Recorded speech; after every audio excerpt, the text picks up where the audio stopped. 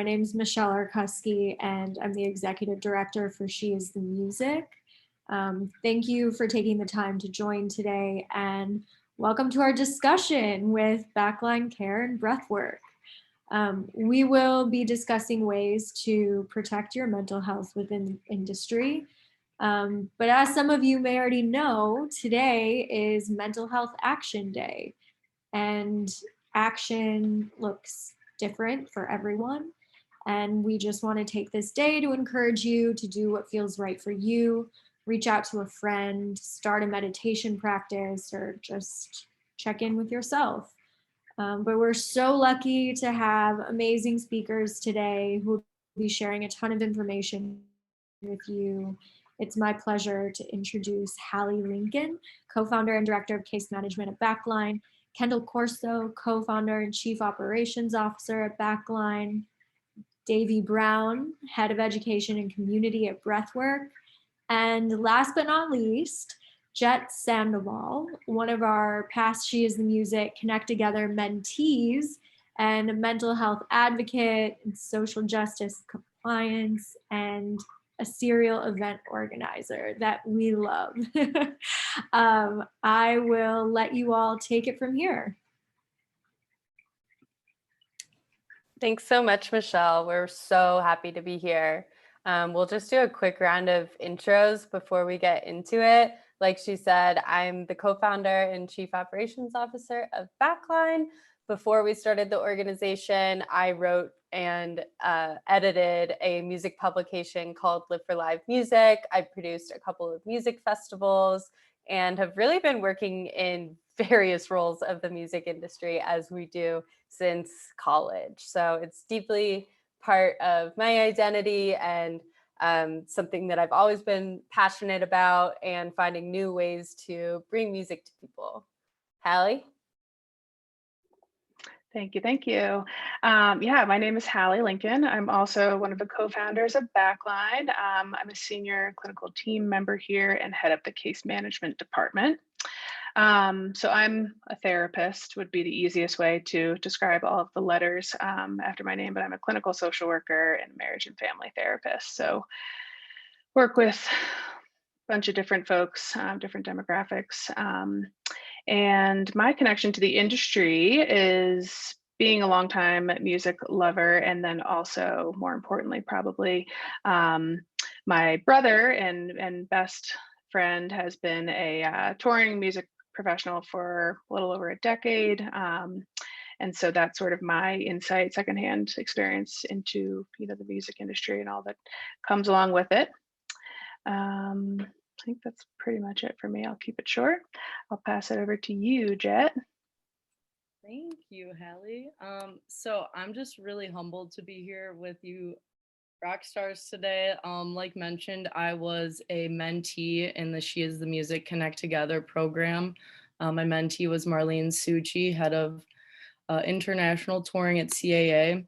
And together we took a deep dive into what is mental health like in our industry right now. So we did a lot of research and I put together a paper about that. And that has just sparked a lot of these ongoing conversations about mental health here. So I identify as neurodivergent myself. I am Latina, very passionate about social justice as well as advocacy for mental health, as well as just different types of accessibility needs that we should be honoring in the live event space.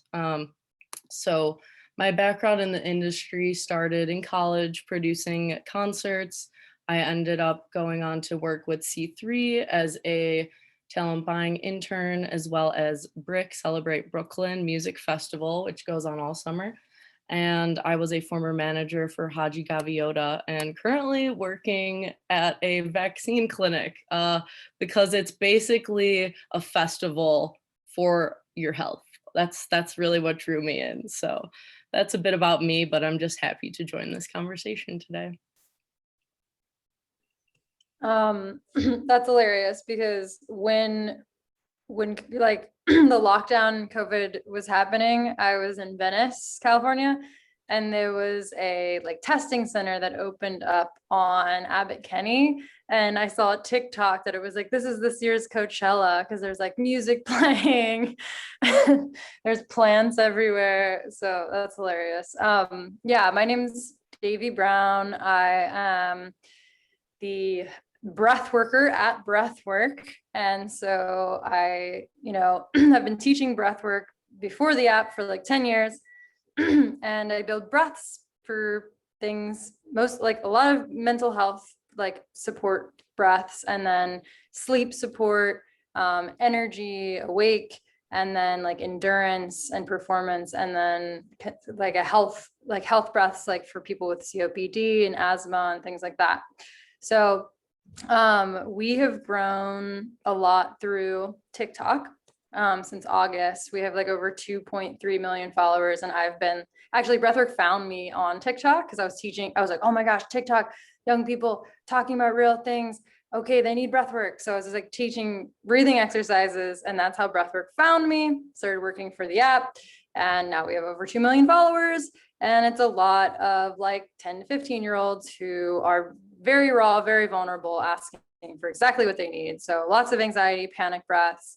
So I've gotten to have this like really lucid relationship with young people and like more, but that has been very interesting. And through our partnership with Backline, there's no replacement for therapy, but breathwork is a holistic and natural solution that you can access at any moment, at any time. You don't need to go somewhere. You don't need to hide away. You can be right where you are and just start breathing in a different pattern to help induce a different state of being. So I love it for that reason. And yeah, we mash breath with music. And so we're trying to, kind of dream into the future of like what music can be and how functional music can also affect people, and like the event space, and Backline has been a huge partner in that. So yeah, it's an honor to be here. Thank you. This is a literal dream team, and I'm so happy to have these women here today to talk about these important things like mental health in the music industry. So I'm just gonna dive right into it and tell you about Backline and really why we got started. And all of these ladies know why we needed to build a program like Backline. And everyone on this call probably understands that, working in this industry is tough. It's got such amazing rewards, but it's around the clock, high expectations, really hard to maintain a routine if you're on the road. Relationships can suffer if you're working 24/7. There's a lot that goes into working in this music industry that affects your mental health. So even if you don't identify as, or if you haven't been diagnosed with any mental health illness, we all certainly struggle in maintaining our mental health. So that's number one, I think we can all admit. And if you didn't think you did before, I'm sure over the last year, you've had some struggles. And that's, our collective experience. So Backline was founded in the fall of 2019. Unfortunately, as a result of one too many suicides in our community. Hallie and I specifically come from the jam band world. My godfather was Butch Trucks from the Allman Brothers Band, and he took his life 3 years ago.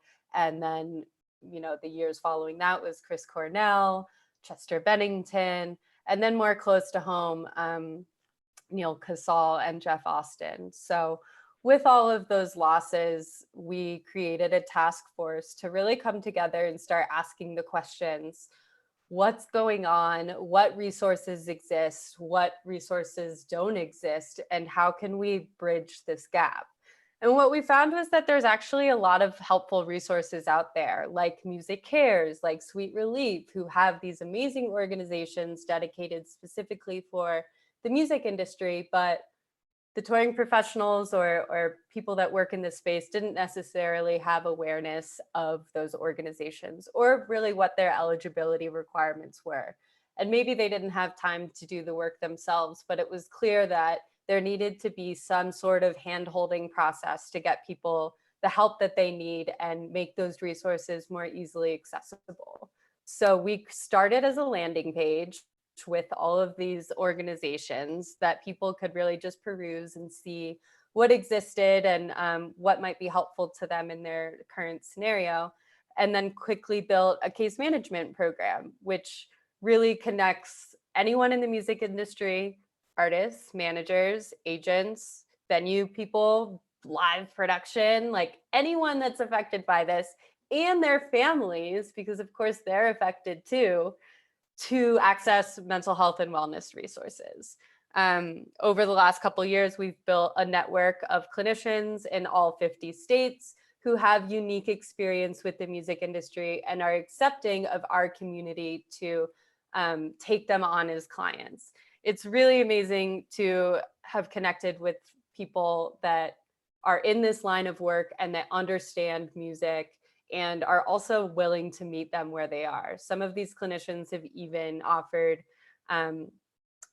pro bono rates or discounted rates, and are understanding of the fact that a lot of us don't have health insurance and might not want to dish out a couple $100s a month or every other week or whatever the cadence is. It's not easy to get onboarded to a therapist. So these clinicians in our network understand it.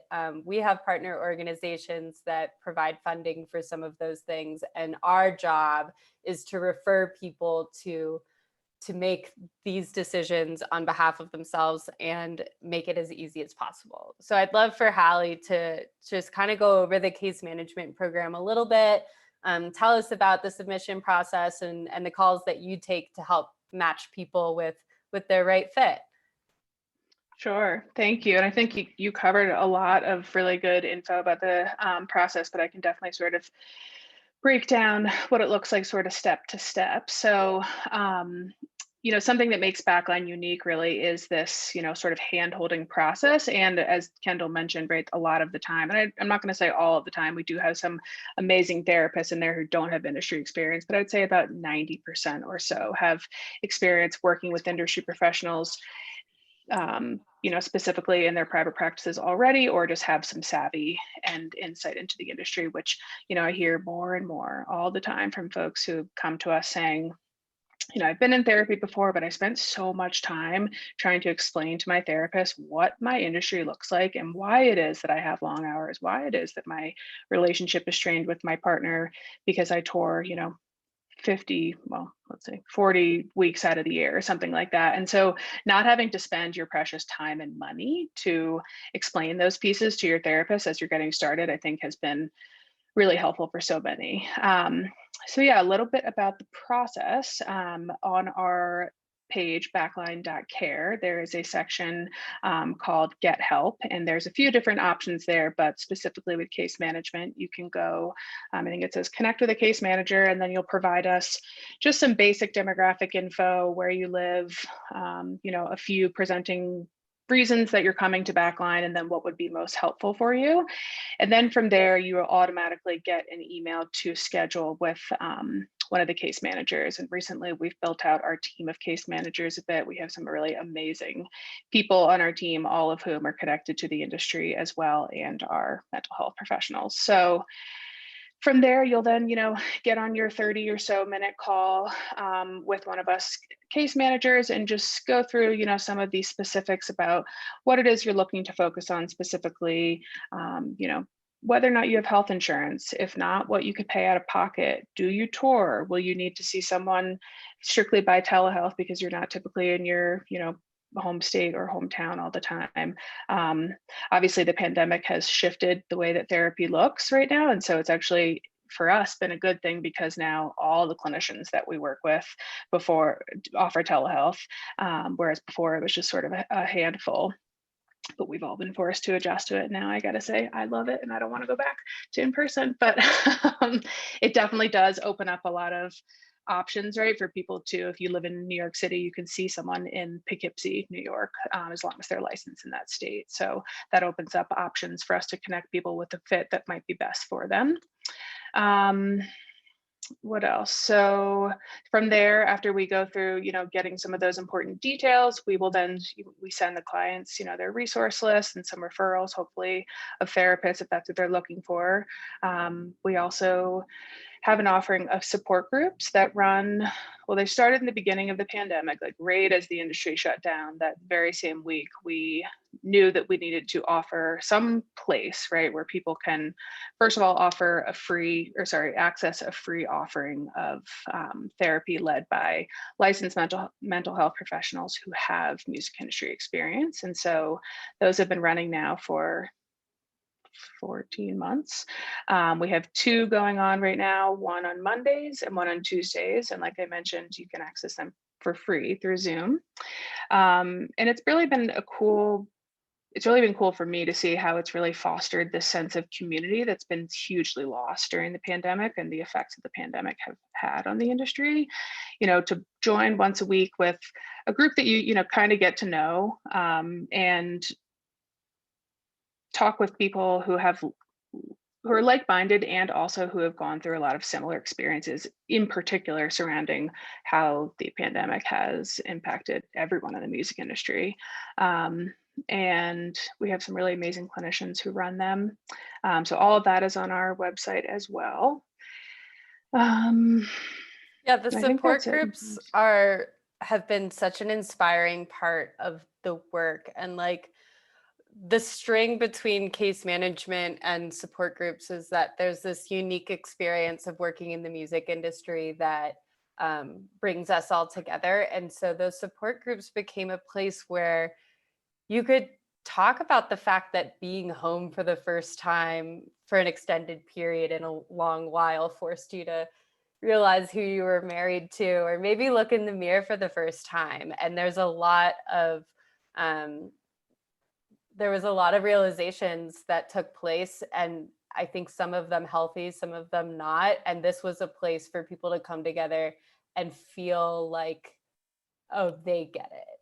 I can talk about this because that person in London also understands that, being home right now isn't necessarily a good thing for a multitude of reasons. But it's really a place to come and be truthful. So yeah, those happen 2 times a week. They'll continue, and we'll continue to shift our schedules to touring and office needs as we move forward.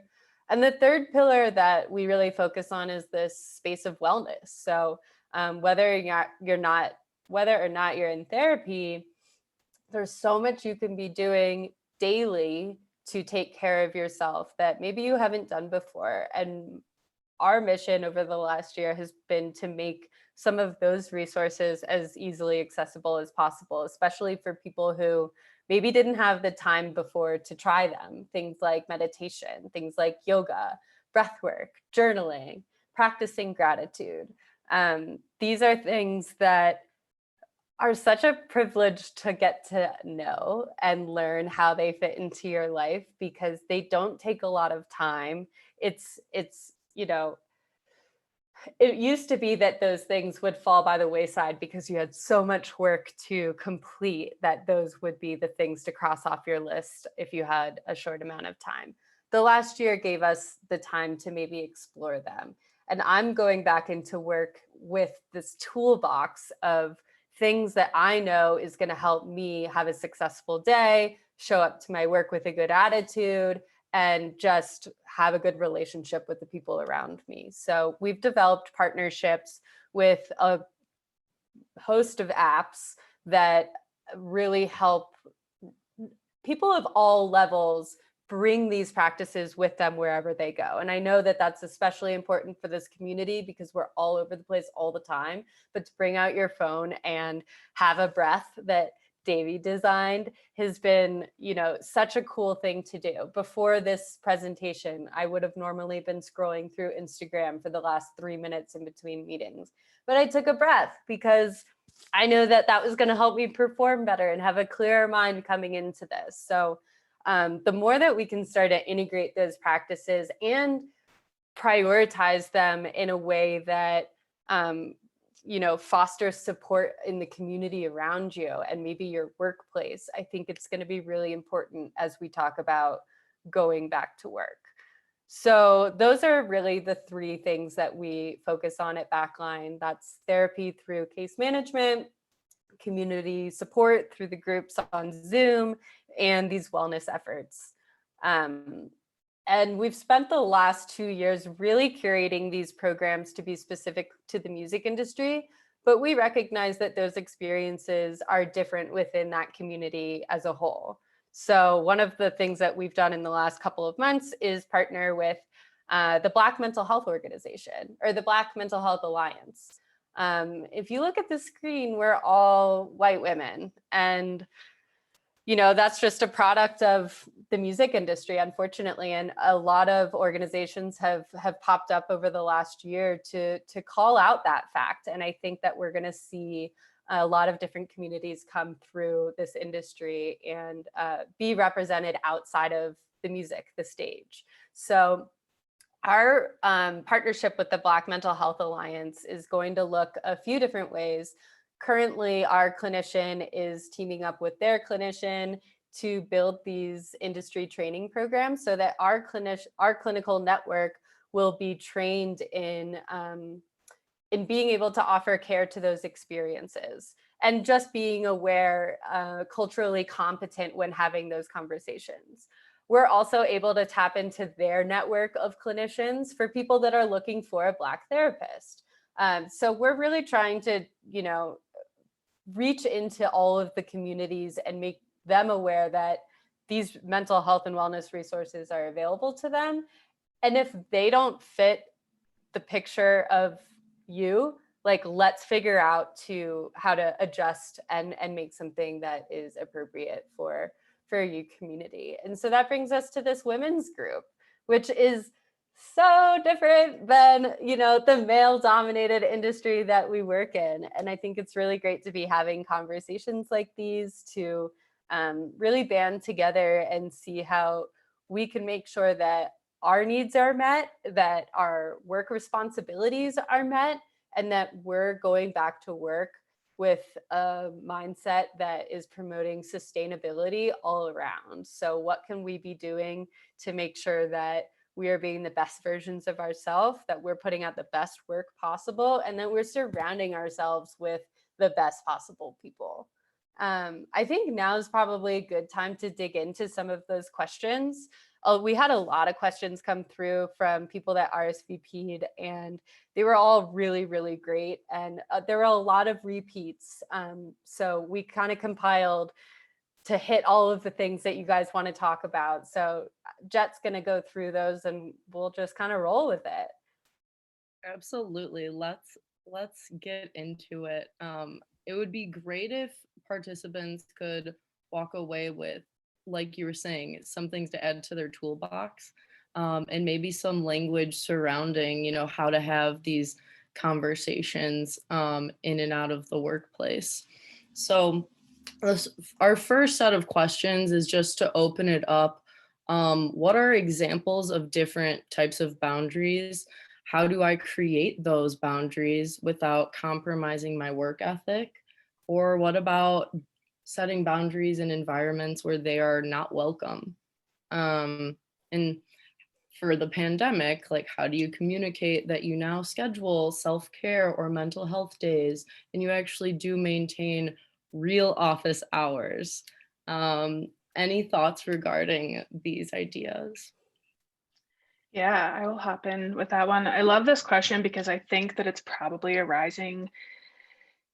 it's probably been thought about pre-pandemic, right? And I think that having this time for industry professionals to take a forced pause, in some ways, unfortunately, but this is one of the things that I see as almost like a blessing that's sort of come out of the shutdown, right, during the pandemic, is that people have had the time to stop and think, what was I doing in my job before that wasn't serving me? What boundaries did I have? What boundaries did I not have? What have I never really thought about in that way, right? And so I think around, this theme of boundaries, it goes without saying that without setting any boundaries, and I think this is hugely what a lot of the industry looked like pre-pandemic, and we're hoping with some help from the industry as a whole, right, to address some of these things, that, you know, more intensive touring hours or longer hours in a venue means more time away from home. It means more isolation and strain on your relationships. It can then lead to, you know, the increased use of drugs and alcohol as a coping tool.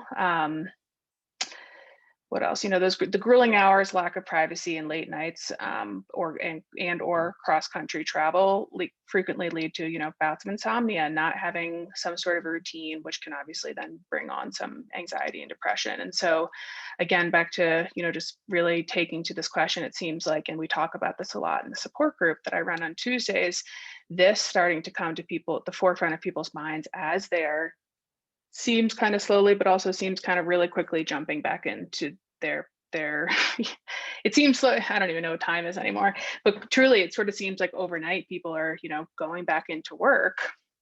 And I just lost my train of thought there. Oh, I think we talked about this week in my support group, and I know there's a few people from there on here, and I just absolutely love them so much and appreciate their vulnerability and giving. We talked about this exact thing this week, that this reset almost of this period of time, you know, it's mid-May going into the summer as things are sort of starting up again. It almost seems like even if you're coming back into the same venue, for example, that you worked at, it's a little bit of a blank slate in the fact that you can take some of the things that you've learned about yourself or were missing potentially, or notice that you were missing during the pandemic. You can be a little bit more communicative about that if you have language to put to it, right? And so I think being able to incorporate what you have realized, right, is important to yourself in terms of your mental health and the values that you know, value most for your well-being, need to be sort of compared with what's expected from you at work, right? And so I think setting boundaries early and often, and it'll take some personal work, right, to realize what those are for you. But going back into the workspace and saying, you know, as we're looking at the calendar and we're looking at what this is all going to look like in this rollout here, talking about, you know, I do want to take, you know, some self-care days. I do want to be able to advocate for myself that this is something that I learned is really important to me, whatever that value might be. And I'm going to do my best to be assertive in some ways, right? And speak up for myself. And I want to be very clear that I realize that this can be easier said than done. It takes some courage, I think. First of all, there can be repercussion. There might be some fear there, right, of what the repercussions look like to speak up for yourself. This is something that came up a lot as we were looking at the questions. I kept thinking like power in numbers, right? Specifically when it comes to women in the industry, like band together, I think, with the ladies that you work with and have some of these conversations, see where everyone's at about them. And then I think, you know, the more of you that are going to be able to come to an agreement around some of these things, independent and unique values and boundaries for each of you. But if I had to guess, there's probably some overlap, right? Given what's expected from everyone who works in the industry, and really trying to come up with a way to not be alone in it and communicate these things to whoever the powers may be, to ask for what it is that you need. So I'm hoping that I answered. I know it was a triple, if not quadruple layered question there, but I'm hoping that I hit most of what was asked. You all can chime in at any time if you I'll want to add chime anything. in just for a second. Yeah. I think that I'm in the tech industry, and so that's also like been a male dominated industry. And when you said power in numbers, I would say allyship is really important to create community within your organization, and see, you know, for yourself, like who can you be vulnerable with, because you know, you want to have like a sense of self-protection as well. Like my therapist is always like like, I'm like, I need to be vulnerable with everyone. She's like, there's work, Davy, and then there's this, like, she's like, pick the people that you are going to open these like different levels of self to. And so I think like assessing who your allies are and like discovering that shared language and how to communicate that to, you know, management and like to the executive level. But I've seen like allies even like in the industry in different, like with different companies or organizations too, like sharing ideas. Obviously, like Google Docs and Instagram, we've seen this amazing kind of transference of knowledge and understanding through the internet lately, and like ideas move so quickly through TikTok. But I saw that like even like a woman was putting, oh my God, yes, cat.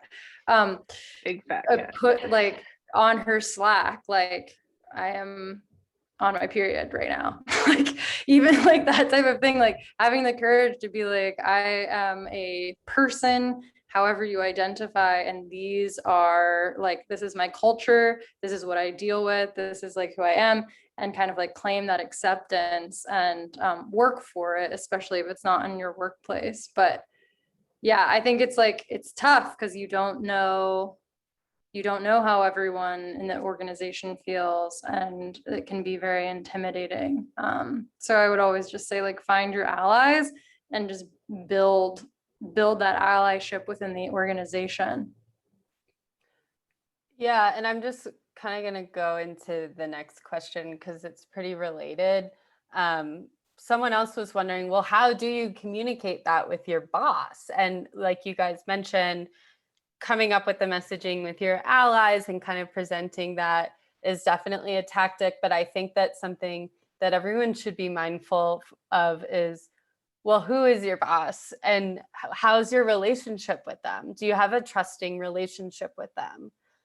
If you know that you need to take time off to take care of your mental health, you should be expected to come back, you know, a better version of yourself. That's why you're taking time off. And if your employer or boss wants your best work and the best version of you there, then they can spare a couple of hours or a couple of days for you to go and get what you need. So it's difficult to give advice of like how to ask for time off, you know, but I think that everyone's coming back with this different sense of what time off means. If it's going outside, if it's, you know, hiding into the covers, like whatever you need to do to get through what has been a pretty traumatizing month for a lot, or year for a lot of reasons. You know, you've got to hope that the people that are in charge of you, are your leaders, are going to have a grace period for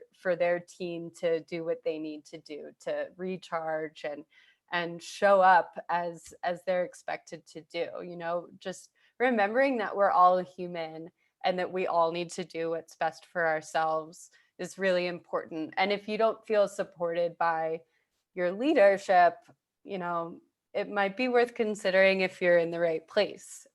Toxic work environments are a real thing and they don't need to be. They really don't. And I think that there's always going to be challenges with interpersonal relationships on your team and maybe with management, but communication, as we've seen, is so important. And vulnerability, as we've seen, is so important. And if you're not communicating what your needs are, don't expect people to just guess.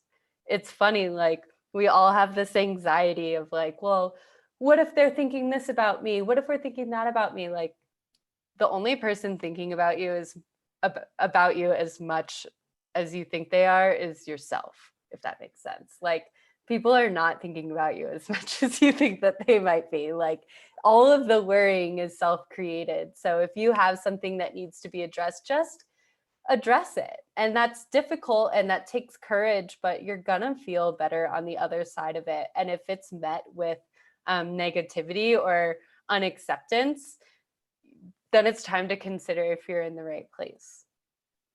For sure. I've personally had experiences where the management wasn't very receptive or open to sensitive subjects, even though we really should be making mental health a not so sensitive subject because we want to normalize it, right? But I found that through my fear of wanting to voice my need for boundaries, saying, hey, I'm actually just having a rough day. I was afraid to like let my boss know that because they've never showed me that sort of vulnerability. But it turns out sometimes you got to be that person that will put it out there and, actually open up, because I found that when I've done that and I've taken that initiative, my boss was able to reflect that back onto me. And some people are more comfortable doing so than others, and it's on all of us to open up the mental health conversation in our workplaces. Um, Obviously, management should be pushing that lead, but if you are in an organization where you realize that's not happening and it's important to you, maybe figuring out, is there someone else that I could talk to about making self-care, mental health conversations more at the forefront?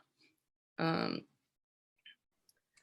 I just want to touch on email etiquette before we move on.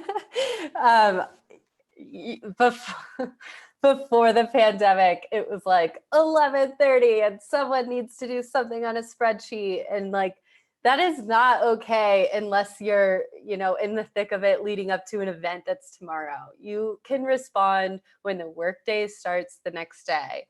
Another thing is, depending on what your work environment is, people might operate at different speeds than you. I know our team of Backline, Hallie, and our executive director, Hillary, they have their best time of responding to emails at night.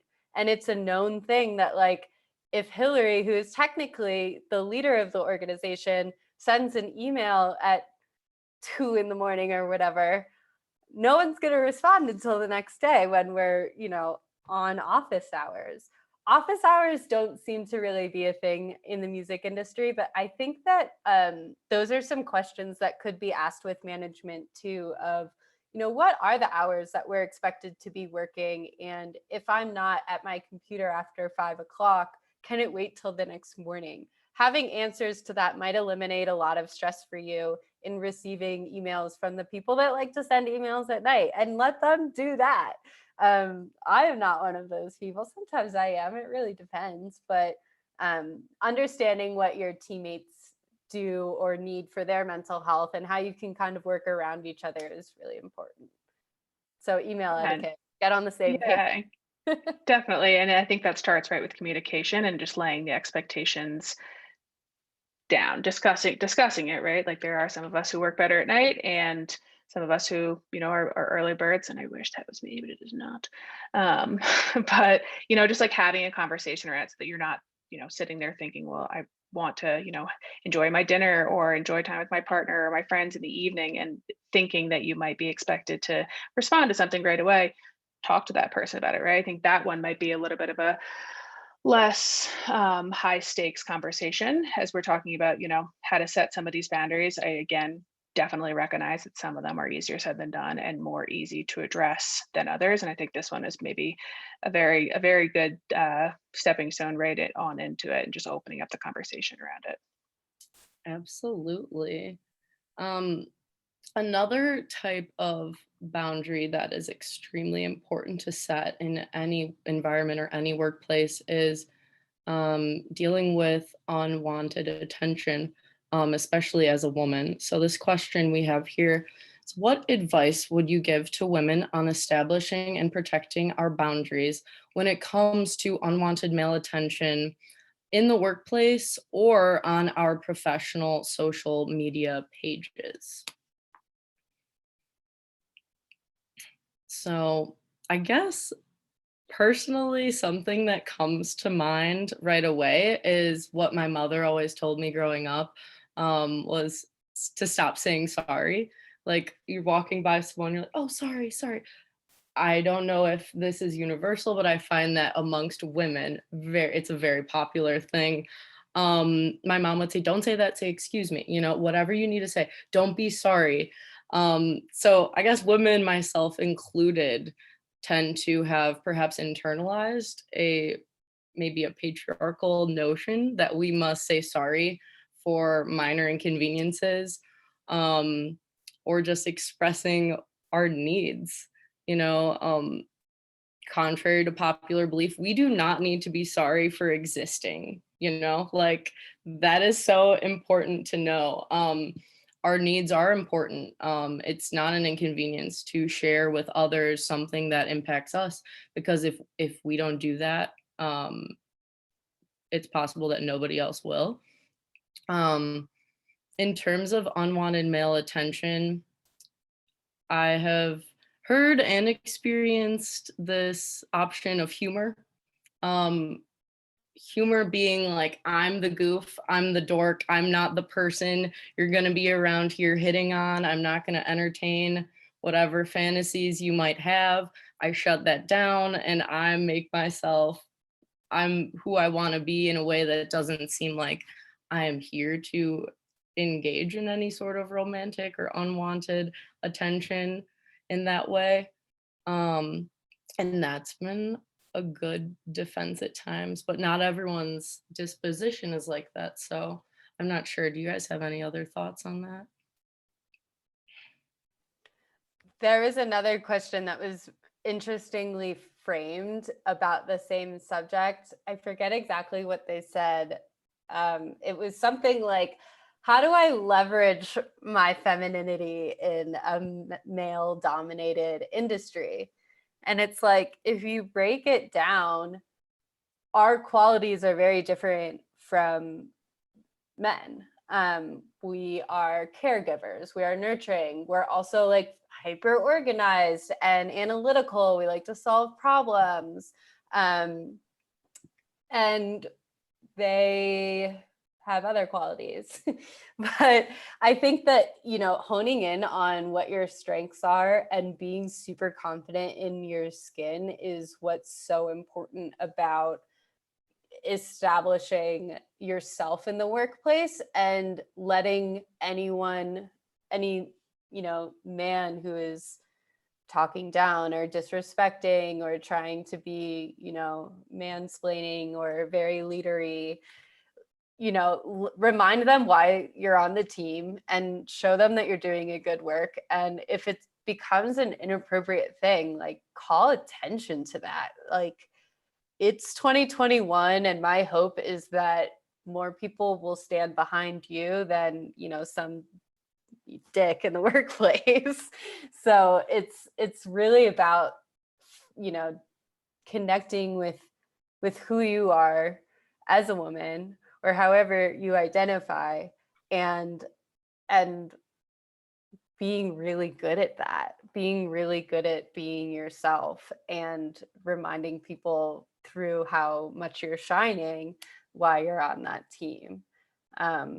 It's a really tricky thing, you know, we really do work in a male dominated industry, and it can be difficult to feel like it's hard to succeed, or maybe your voice isn't heard. But consistency and persistence, and like Hallie mentioned earlier, like allyship and power in numbers, I really feel like we're moving towards a more equal playing ground, and there are more women rising up into leadership roles, and there's a lot of badass women in the music industry, and we all know that, and we just need to continue to bring each other into the fold and like level up and be the same as we know. Yeah.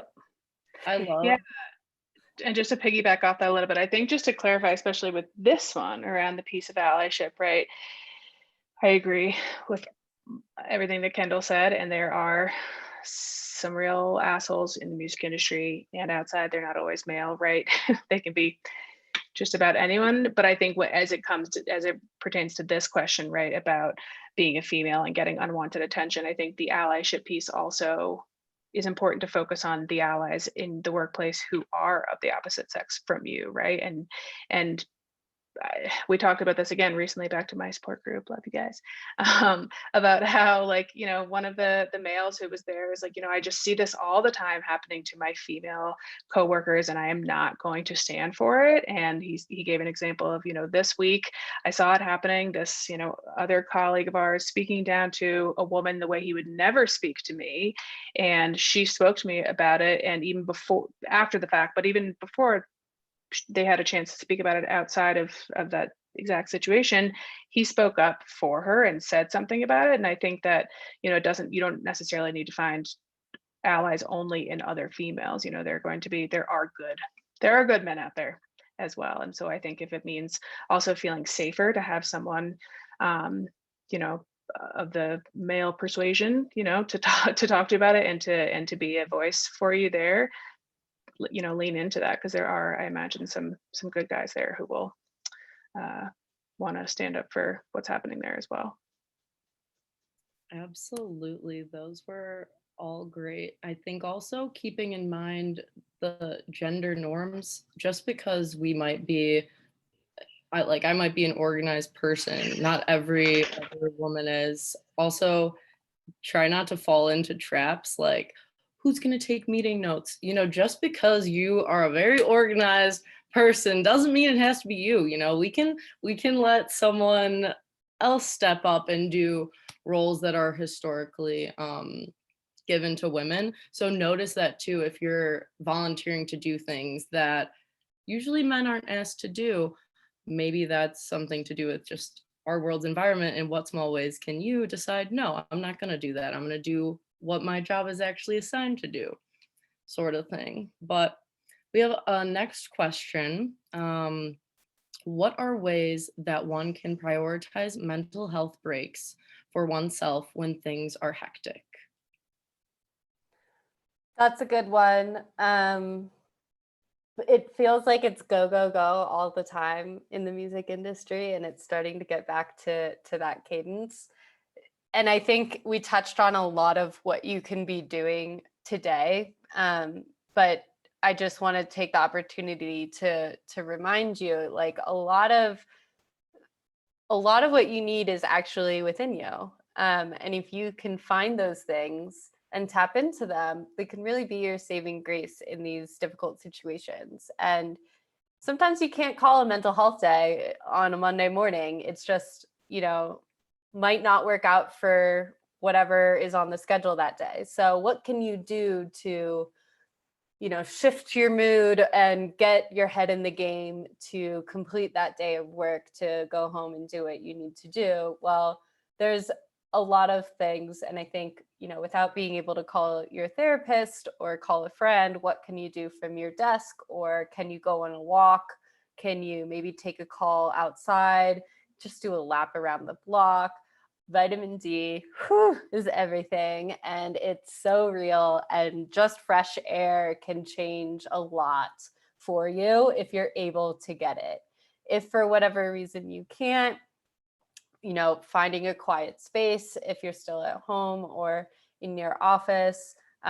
If you're not into a meditation practice, if you're not into a yoga practice, there are modalities like Breakthwrk that you don't need to have any previous experience with to just tap in, follow some basic instructions for like a minute or 2 or 5 to change, what's going on in your body to come back to your desk the way that you need to perform for the day. As I mentioned earlier, we have these partnerships to provide free subscriptions to these apps. So yoga, meditation, breathwork, gratitude, journaling, binaural beats, all sorts of crazy stuff that is available for you to try. And it's there for free for anywhere from like 3 months to a year. You can try these things. And again, this all comes back to people understanding the unique experience of people that work in the music industry, understanding that there might be some financial barriers. There's a need for these practices to be in your pocket. And we hope that everyone on this call will take advantage of this and, go and download an app or two and try these things for yourself, because it's really all we've got is ourselves to rely on. So I'd love to pass it over to Davy to expand upon breathwork just a little bit. I know you did, and then maybe lead us through a closing breath. Yeah. These are all very good questions. And like we've mentioned, this panel, we're one group of people, and I think that there are different perspectives and like gender expressions that pose a unique perspective on all of these issues. And so like that's why I just think like allyship and having courage to defend like your own sacredness, because there are always people that are in more vulnerable positions. And so to just like keep that in mind. But breath work is a great solution to in the moment needs, like we've been saying, but it's one tool that you can use to modulate, like regulate your own emotions or change your own state. So if there's a trigger or if there's an emotional reaction or a physical reaction, which psychology and physiology are very combined, and so something from the environment can stimulate a chemical reaction in the body, and that leads to a mental reaction and vice versa. So breath is an autonomic variable that we can voluntarily control. So we can use our breath to reduce our heart rate, to bring us into a more balanced state. And so this breath we're going to do is 4 seconds in, 4 seconds hold, 6 seconds out. That elongated exhale helps stimulate the parasympathetic nervous system to induce a more safe environment. So your body tells you, am I feeling safe? Am I feeling in or not safe, basically? And so when you start to elongate that exhale and maybe even add a hum or like even singing, you can start to stimulate your vagus nerve and send cues to your body that you can relax, that you're safe, especially when you're activated or feel that you are unsafe. Obviously, if you are actually unsafe, then it is important to get yourself into a safe environment. We're doing 4 in, 4 hold, 6 out, and then there's a brief hold on the exhale just to continue to slow that breath down. So I will share my screen and we'll just do, a couple minutes of this breath, and you can kind of get a sense of how it works. So go ahead and inhale through the nose. Hold the breath and exhale through the nose for 6 seconds. Hold the breath out. Inhale, expanding the ribs and lungs. Hold the breath. Exhale from the belly through the nose, holding the breath out.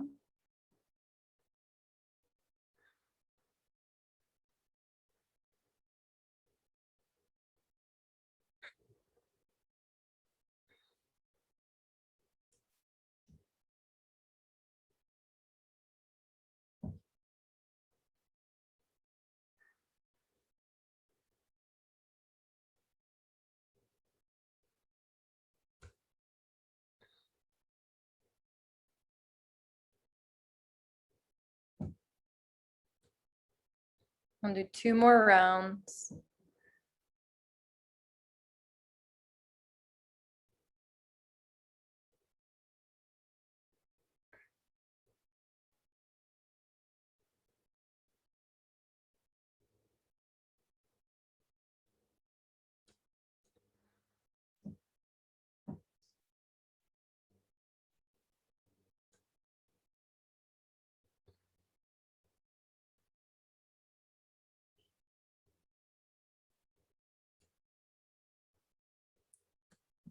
And go ahead and inhale and breathe naturally.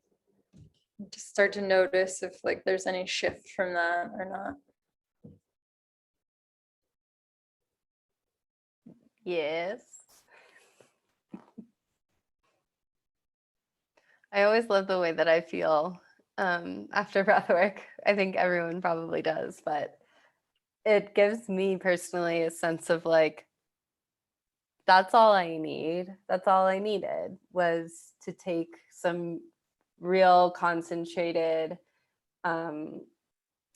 breaths with intention behind them. So I hope that you guys felt that too, and will return to what literally exists within you to get through some of these tough times. Going back to work is going to be tough, and so figure out what works for you before you do so that you have these tools to kind of lean on when things get rough. Thank you guys. This was really fun. Hi, Michelle. Hi, I'm just like the Wizard of Oz coming back. Thank you all so much. I so appreciate your time today. I cannot imagine how busy you are on a day like today. And we are all so grateful to have all of you. And just for everyone who RSVP'd, I'm like lightheaded from that breathing. It was so lovely. For everyone who RSVP'd, we are going to send the resources that were discussed today. So please keep an eye out for that. And everyone, thank you. Thank you again. Thank you so much. Thank you all. Thank you all. Reach out to us. Yes. There were None so of this many- works. Therapy is cool. So come to Backline and put yourself into therapy. There were so many questions. I'm sorry we didn't get to more, but I hope we covered a lot of the topics that people were hoping to hear today. Definitely. Thanks, everyone. Thanks, guys. Keep being kind everywhere you go. You don't know what a small kind comment can mean to somebody, for real. I know on my bad days, it can mean the entire world. So thanks for this great hour together, everyone. So true.